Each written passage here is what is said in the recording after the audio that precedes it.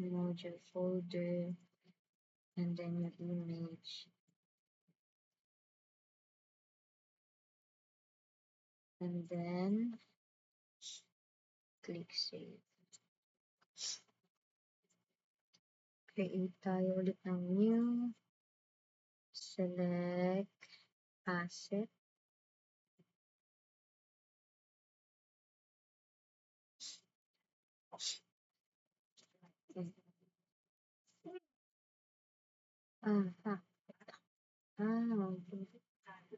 Create new asset. Tapos ito. Asset log inc. Serial 1, 2, 3, 4, 5, 6. Test model.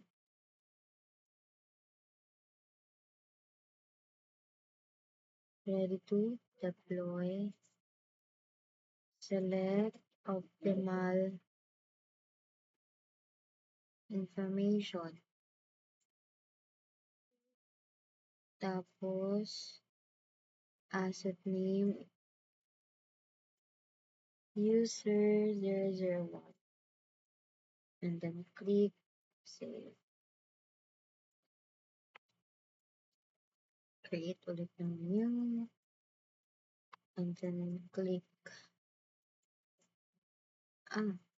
create new, click license. Software name, Office 365. Category, productivity software. And then yung product key, 1, 2, 3, 4, 5, dash 1, 2, 3, 4, 5, dash 1, 2, 3, 4, 5, dash 1, 2, 3, 4, 5. Okay, tapos 6 naman ay 20. And then company, as a blog, manufacturer, Microsoft. And then click save.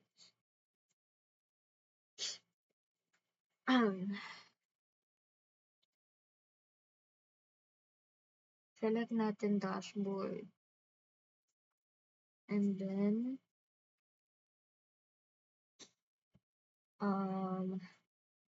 scroll from the dashboard view, changes. Scroll down natin para makita daw yung recent activity tsaka asset categories.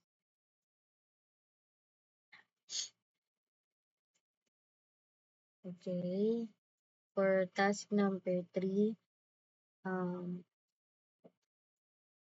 sa Firefox, create tayo ng new. Select user. And then type here Victor Smith. And then B. Smith. Tapos select generate. To the right. Ito.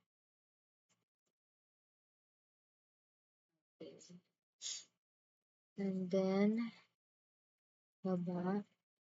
I-check yung this user can log in. And then click save.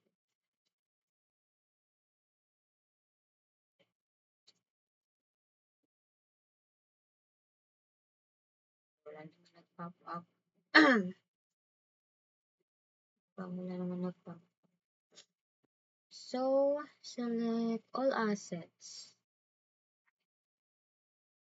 Ito. All assets. And then, select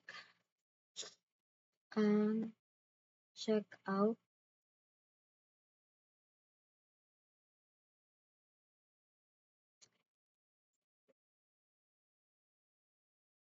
Wait lang. Ha?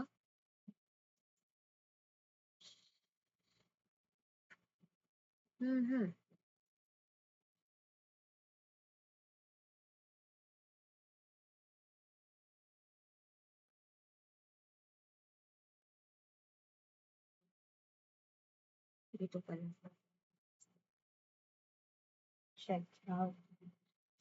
Tapos, for user, select Smith.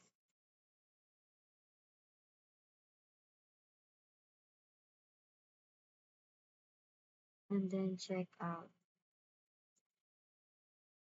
Tapos, select asset name user 1. Tapos, scroll down and then select generate label.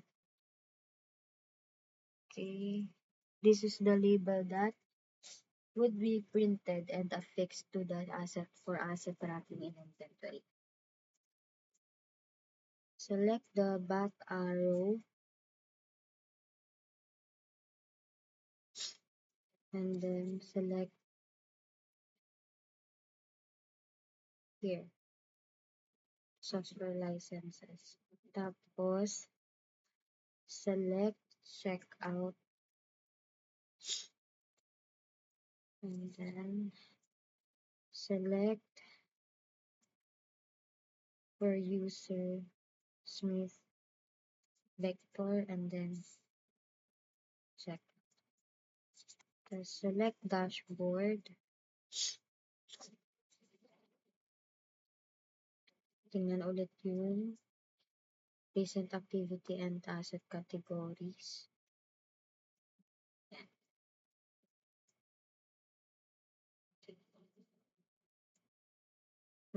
Pindutin ulit yung double gear icon and then select backups.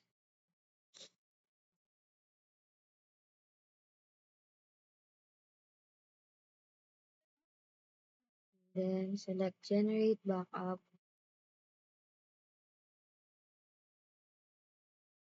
and then observe the backups are saved on the host server in app backups.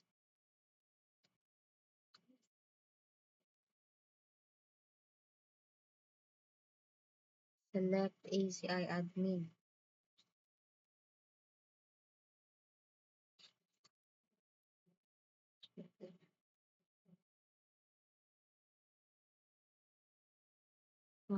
ACI admin. Right. And then click log out. Close Firefox window.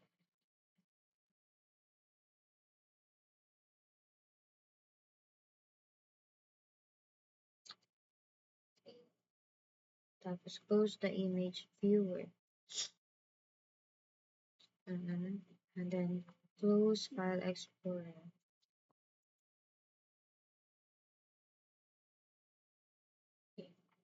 For task exercise 2, task number 1, connect tayo sa ACIWIN 11.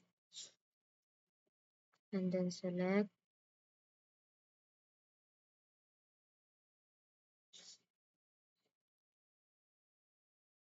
natin yung File Explorer.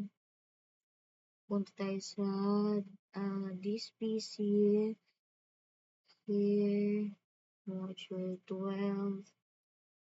Yes. Right click natin to and then extract all.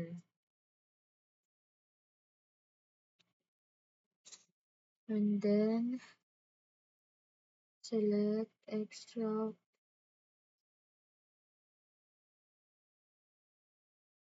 Double click yung S-delete. Mali.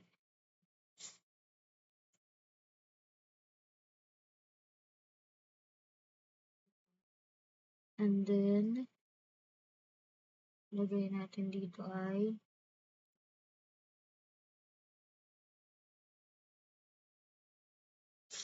CMD. Enter. Tapos, lagay natin as delete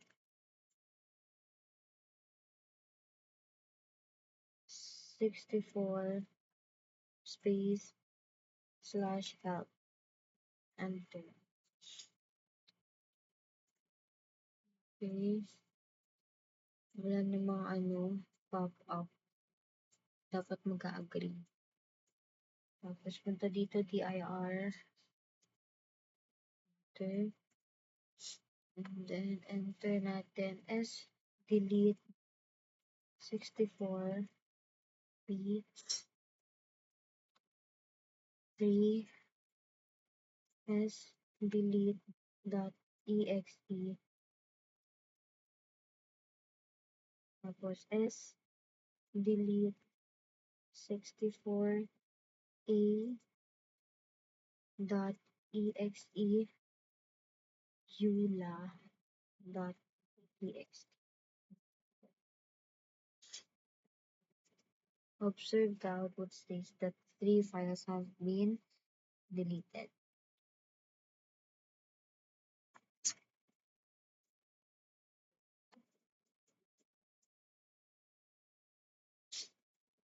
Okay, so sa command prompt, enter cd c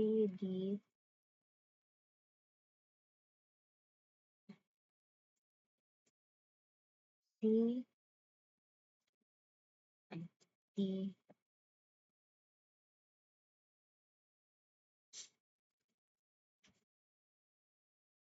enter,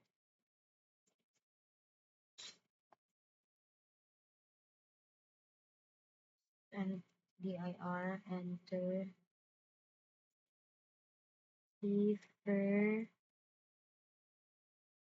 help, cipher w d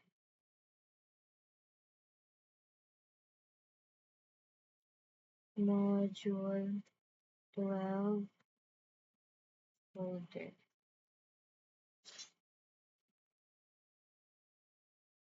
Yeah. The unlocated space delete command will take approximately 4 to 5 minutes to complete. During this time, it will override the unlocated space with 3 passes. The first with all zeros, the second with all 1s, and the last with random numbers.